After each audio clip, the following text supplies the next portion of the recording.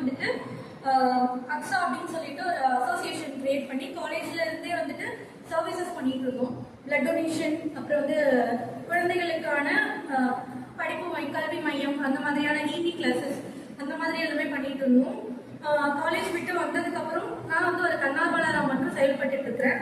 நான் வந்து ஒரு மோட்டிவேஷனல் ஸ்பீக்கர். என்னால் முடிஞ்ச வரைக்கும்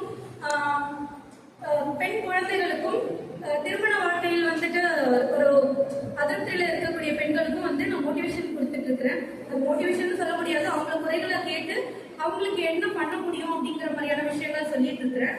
பிளஸ் வந்துட்டு என்னோட சர்வீசஸ் மூலயமா அரசாங்கத்துல இருக்கக்கூடிய என்னென்ன உதவிகள் கிடைக்குது அரசாங்கம் சார்ந்து அந்த விஷயங்களை எடுத்து கொண்டு போய் சேர்த்துட்டு இருக்கிறேன்.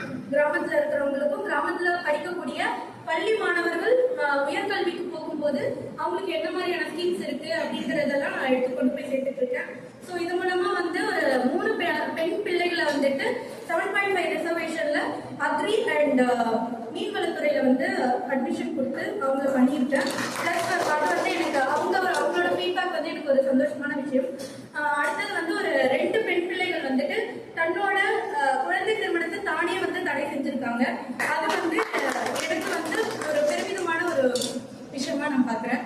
நான் என்னோட பேச்சு தான் என்னோட ஆற்றல், அதை வச்சு ஏதோ ஒரு விஷயம் நான் பண்ணியிருக்கேன்றது எனக்கு சந்தோஷமான ஒரு விஷயம். நன்றி.